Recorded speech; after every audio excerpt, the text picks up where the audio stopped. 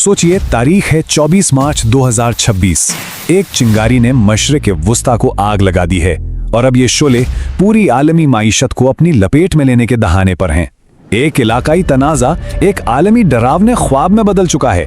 तो सवाल ये उठता है कि सिर्फ चंद हफ्तों में दुनिया इस नहज पर पहुंची कैसे? जी हाँ, आबनाए हुर्मुज़ जो दुनिया की सबसे अहम तेल की गुजरगाह है, वो मुकम्मल तौर पर बंद है। हर गुजरता दिन आलमी मईशत का गला घोंट रहा है, जिससे एक फौरी और शदीद बहरान पैदा हो चुका है। बैनुल-अक़वामी तवानाई एजेंसी खतरे की घंटी बजा रही है और ये सिर्फ पेट्रोल की बढ़ती कीमतों का मामला नहीं है। ये तो एक मुमकिना आलमी किसात बाजारी के दस्तक है, जिसके असरात आगे चलकर हर घर महसूस करेगा। तो बात साफ है, ये अब कोई इलाकाई जंग नहीं रही, ये एक आलमी मुआशी इमरजेंसी बन चुकी है, जिसने दुनिया को एक बहुत ही नाजुक मोड़ पर ला खड़ा किया है। जब आलमी मईशत लर्ज रही हो तो ज़मीन पर हकीकत धमाका खेज हो जाती है। वो जो प्रॉक्सी और शैडो वॉर्स का दौर था ना, अब वो ख़त्म हो चुका है। अब हम बड़ी ताकतों के दरमियान बिल्कुल आमने सामने खुली फौजी झड़पें देख रहे हैं। लेकिन फिर वही सवाल, हम यहाँ तक पहुँचे कैसे? इस तबाही का आगाज़ कहाँ से हुआ? इसे समझने के लिए हमें वक्त में थोड़ा सा पीछे जाना होगा, सिर्फ चंद हफ्ते पीछे। डिप्लोमेसी का खात्मा बिल्कुल बिजली की सी तेजी से हुआ। पहले ओमान में होने वाली बातचीत से उम्मीद की एक करन नजर आई, लेकिन फिर सदर ट्रंप का वो एक गैर वाज़ेह सा बयान सामने आया और इसके फौरन बाद अमेरिका और इसराइल का एक गैर मुतवक्के हमला। बस मुज़ाकरात ख़त्म और इनके साथ ही ईरान के सुप्रीम लीडर अली ख़ामनेई भी। सोचिए, ये सब सिर्फ 24 दिन पहले शुरू हुआ और इन 24 दिनों में जो इंसानी कीमत अदा की गई है वो दिल दहला देने वाली है। अब तक 2300 से ज़्यादा लोग अपनी जानों से जा चुके हैं। इनमें फ़ौजी भी हैं और आम शहरी भी, जो काबू से बाहर होती इस आग की लपेट में आ गए। और उनमें से सिर्फ ईरान के अंदर 1047 आम शहरी थे, लोग जो अपने घरों में, बाज़ारों में और काम पर जाते हुए मारे गए। और मरने वालों में 214 बच्चे भी शामिल हैं, इस जंग के सबसे मासूम शिकार। इस जंग की कोई वाज़ेह सरहद नहीं है, ये बिल्कुल जंगल की आग की तरफ फैल चुकी है। एक तरफ ईरान के जवाबी हमलों ने 27 अमेरिकी आर्डों और 9 मुख्तलिफ ममालिक को निशाना बनाया है, तो दूसरी तरफ लुबनान पर इसराइली हमलों ने भी 1000 से ज़्यादा जानें ले ली हैं। तो अब सबसे बड़ा सवाल, आगे क्या होगा?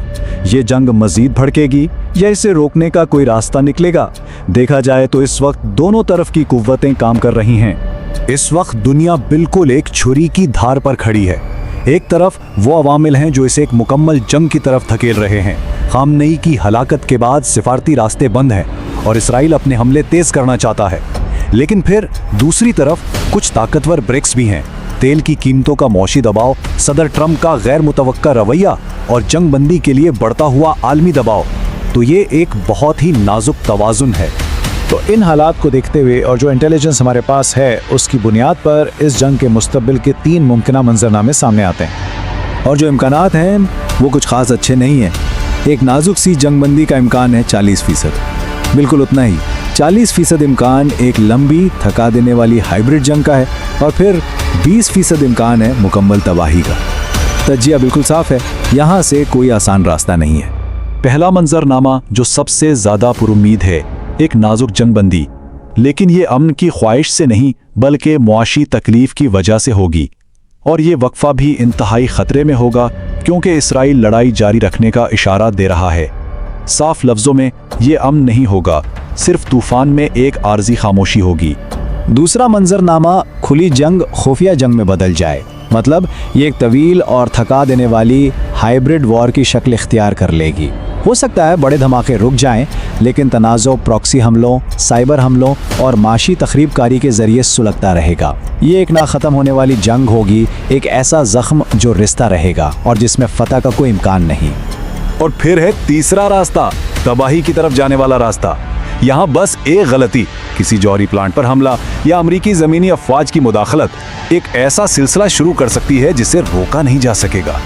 ये इस तनाज़े को एक मुकम्मल इलाकाई आग में बदल देगा, जिसके शोले पूरी दुनिया को अपनी लपेट में ले लेंगे। तो आखिर में तज्जिया ये है कि इस जंग का नतीजा जो भी हो, ये खित्ते को हमेशा के लिए बदल देगी। देखिए, इस जंग का कोई साफ सुथरा इख्तिताम नजर नहीं आता। ना तो कोई फरीक मुकम्मल फतह हासिल कर पाएगा और ना ही कोई देर पा अमन मुआहिदा मुमकिन नजर आता है। تو پھر اس سب کا اصل نتیجہ کیا ہے؟ شاید اس جنگ کا سب سے زیادہ امکانی نتیجہ یہ نہیں کہ یہ ختم ہو جائے گی، بلکہ یہ کہ یہ اپنی شکل بدل لے گی، ایک ایسی نئی حقیقت جنم لے گی جو بہت خطرناک اور مستقل غیر مستحکم ہوگی، ایک ایسی حقیقت جس کی بنیاد 2026 میں لگنے والے گہرے زخموں پر رکھی جائے گی۔